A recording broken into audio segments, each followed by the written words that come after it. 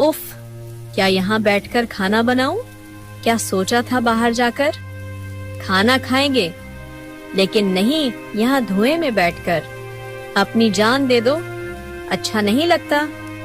दीदी आप ना आज खाना बना लीजिए, मेरी तबीयत आज ठीक नहीं लग रही है। आप तो जानती हैं ना, धुएं में दम घुटता है, बर्दाश्त नहीं होता। अच्छा ठीक है छोटी, तुम जाओ अंदर जाकर आराम करो, खाना मैं बना देती हूँ।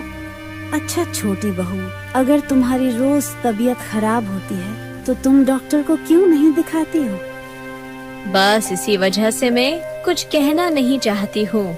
माँ, आप हमेशा मुझे ही क्यों सुनाती रहती हो? सुनाने लायक काम ही करती हो, तभी तो सुनाती हो।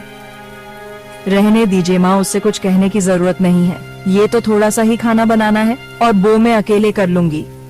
जाओ छोटी तुम जाओ, और माँ आप भी जाइए, आप जाकर आराम कीजिए, मैं सारा काम कर लूंगी। अच्छा ठीक है दीदी, अगर आप बोल रही हैं तो अब जाती ही हूँ मैं।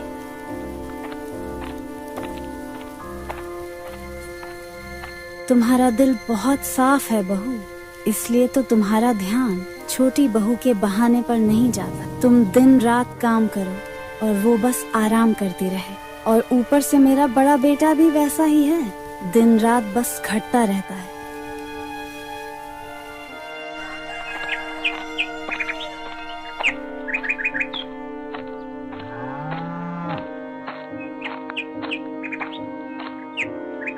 श्याम, ओ श्याम, घर पर हो क्या? जरा बाहर आओ तो बेटा। अरे रघु चाचा, बाहर क्यों? अंदर आ जाइए। अरे नहीं बेटा, आज मैं थोड़ा जल्दी में हूँ। ये लो श्याम, धान और झूठ बिक्री के पैसे पूरे 80,000 है।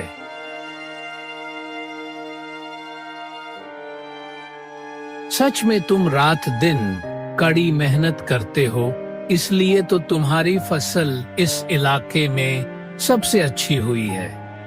बिल्कुल सही कहा भैया, उसके पिताजी का सारा गुण उसे मिला है और यही तो मेरा सबसे बड़ा डर है, पता नहीं कब कौन ठग दे। चलता हूँ मैं भाभी, उधर काम भी बहुत है। आता हूँ बेटा।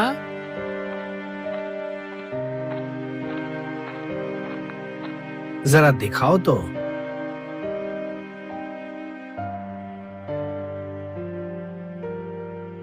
वाह भैया, आपने तो बहुत अच्छा काम किया है। ये लो भैया, आपके हिस्से के 40,000 रुपए, मतलब 80,000 में से 40,000 मेरे और 40,000 आपके। थैंक यू भैया, चलो मेरा बहुत बड़ा काम हो गया। क्यों रे अनिल, तू क्यों पैसा ले रहा है उससे? तूने क्या कभी उसके साथ धूप में काम किया है? मैं क्यों काम करने जाऊं? जमीन में हम दोनों भाइयों का हिस्सा है, इसलिए जो मिलेगा दोनों भाइयों का बराबर ही होगा ना। बताइए। बिल्कुल भी नहीं। अगर ऐसा है तो फिर तेरे पढ़ाई का सारा खर्चा तेरे भैया ने ही उठाया है, अपने लिए तो कुछ भी जमा नहीं किया। तो वेतन मिलने पर तुम कितना पैसा लाकर देते हो अपने भैया को?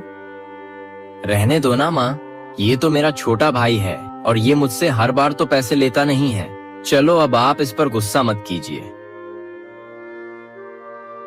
पता है माँ, मेरा प्रमोशन हो गया है, लेकिन मेरा ऑफिस बहुत दूर है, रोज आना जाना संभव नहीं है। इसीलिए मेरा और रागिनी का कोलकाता में रहना अच्छा होगा, वहाँ सारी सुविधाएं हैं।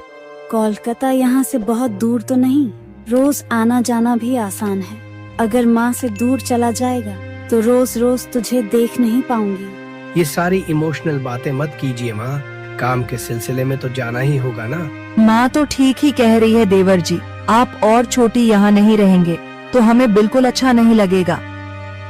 आपके बिना मुझे भी अच्छा नहीं लगेगा दीदी, मेरा भी मन नहीं लगेगा, अच्छा नहीं लगेगा। मुझे तो वहाँ बहुत अच्छा लगेगा, यहाँ तो बहुत खर्च होता है, तभी तो ये प्लान बनाया। हम दोनों मिलकर रहेंगे, कोई दिक्कत नहीं होगी। उफ, क्या शांति होगी। रहने दो माँ, आप इसकी टेंशन मत लीजिए। भाई अब और बड़ी नौकरी करेगा, ये तो खुशी की बात है ना। अब बस आप रोना बंद कर दीजिए और इन दोनों को खुशी खुशी जाने दो। भाई रोज फोन करना ठीक है और हर शनिवार को यहाँ आ जाना। और रविवार को रुककर सोमवार को सुबह सुबह वापस कलकत्ता चले जाना। ठीक है तो भैया, अब चलते हैं हम लोग। अनिल और उसकी पत्नी अपना सूटकेस लेकर वहाँ से चले जाते हैं।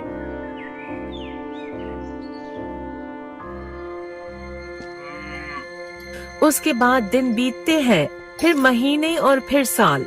अनिल अब माँ और भाई के संपर्क में नहीं था। श्याम के फोन करने पर वो बिना मन के श्याम से थोड़ा बहुत बात करके फोन रख देता था। वहीं बढ़ती उम्र की वजह से सुशीला का शरीर अंदर अंदर टूटने लगा और वो धीरे धीरे बिस्तर पकड़ लेती है।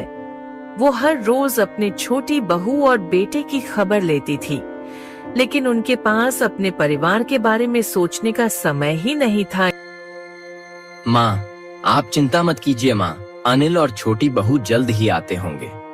आना है तो आएंगे, लेकिन वो जब तक यहाँ आएंगे ना, तब तक मैं पता नहीं जिंदा रहूंगी या नहीं। ऐसा मत कहिए माँ जी, मत कहिए ऐसा। आपके बिना हम लोग अनाथ हो जाएंगे। नहीं बहू, तुम तो मेरी बेटी हो बहू। मेरा आशीर्वाद हमेशा तुम लोगों पर बना रहेगा।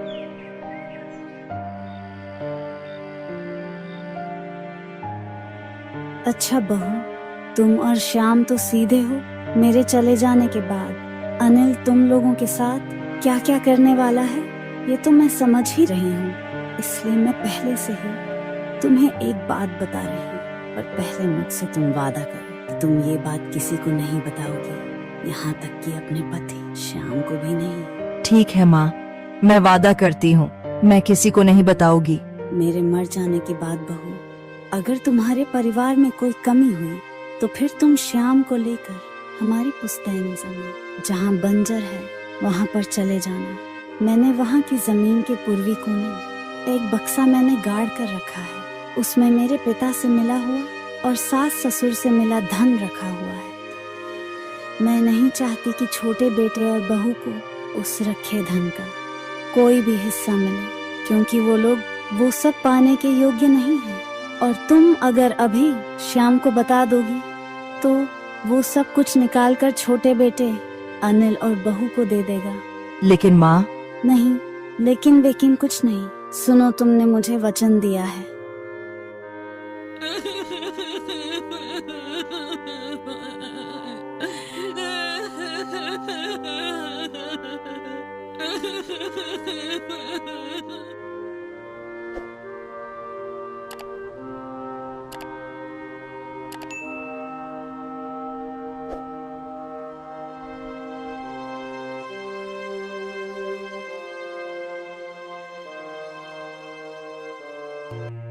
देखो भैया, आप उस जमीन पर अब तक खेती करते आए हैं जो पिताजी हम दोनों के लिए छोड़ गए थे।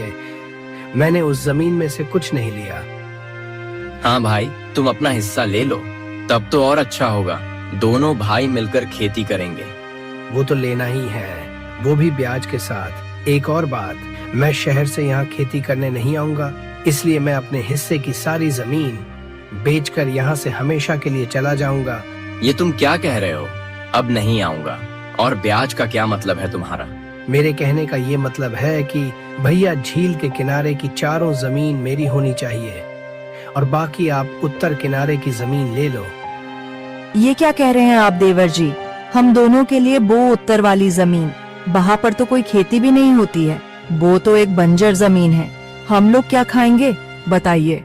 अब ये क्यों बताएंगे? भैया को बोलिए, और वैसे भी ये घर तो आप लोगों का ही रहेगा ना।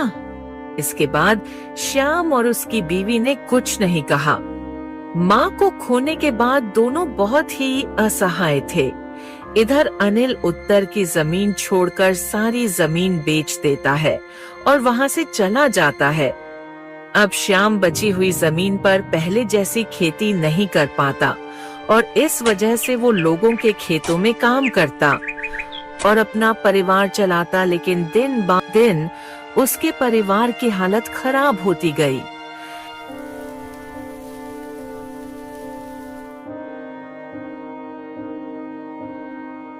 सुनिए, एजी सो गए हैं क्या?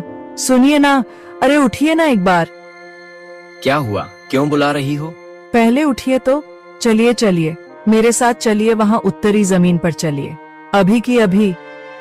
इतनी रात को उत्तर की जमीन, और क्यों जाना है वहाँ? वो खेत तो झाड़ियों से भरा हुआ है। तुम आखिर वहाँ जाकर क्या करोगी? माँ जी ने मुझे जो भी कहा था, मुझे उनका पालन करना है। माँ ने तुमसे क्या कहा था? पहले चलिए तो आप यहाँ से, बाद में बताती हूँ, और साथ में कुदाल भी ले चलिए।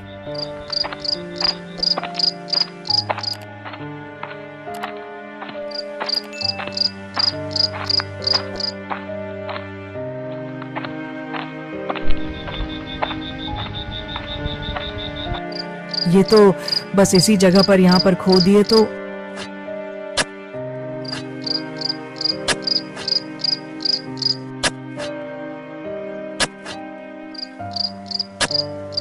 ये देखो, मुझे यहाँ पर एक बक्सा मिला है। ठीक है, उसे लेकर बाहर आ जाइए, मैं आपको सब कुछ बताती हूँ। सुनिए।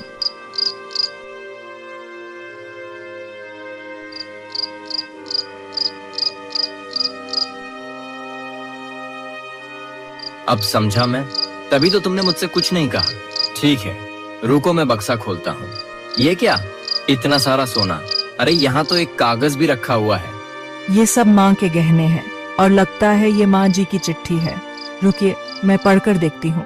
बड़ी बहू, तुमने जरूर मेरा कहना माना होगा। मैं जानती हूँ, मेरे जाने के बाद जब तुम ये चिट्ठी पढ़ रही होगी तो बस श्याम होगा वहाँ। सुनो बेटा श्याम, इस बक्से में रखे सोने के गहने तुम लोगों के हैं। इन गहनों को बहुत साल पहले तुम्हारे दादा और दादी यानी कि मेरे सास ससुर जी देकर गए थे, और कहा था कि इस कुल में जो सबसे बेहतर और मेहनती होगा उसी पर इस बक्से का अधिकार होगा। अनिल बचपन से ही बहुत ही ज्यादा चालाक और ईर्ष्यालु किस्म का था। मैं जानती हूँ मेरे मरने के बाद भी वो तुम लोगों को धोखा देगा। हो सकता है आज तुम्हारी हालत ठीक ना हो, इसलिए बहू, ये गहने तुम दोनों की सच्चाई और अच्छाई का उपहार है। तुम लोग इसे अपने काम में लगाना, तुम्हारे अच्छे दिन वापस आएंगे। मैं तो अपने छोटे बेटे को बदल नहीं पाई, लेकिन माँ होने के नाते मैं बस इतना चाहती हूँ कि सब ठीक रहे। मेरा बड़ा बेटा बहुत ही सीधा और सरल है बहू, उसका थोड़ा ख्याल रखना बेटे। सदा खुश रहो।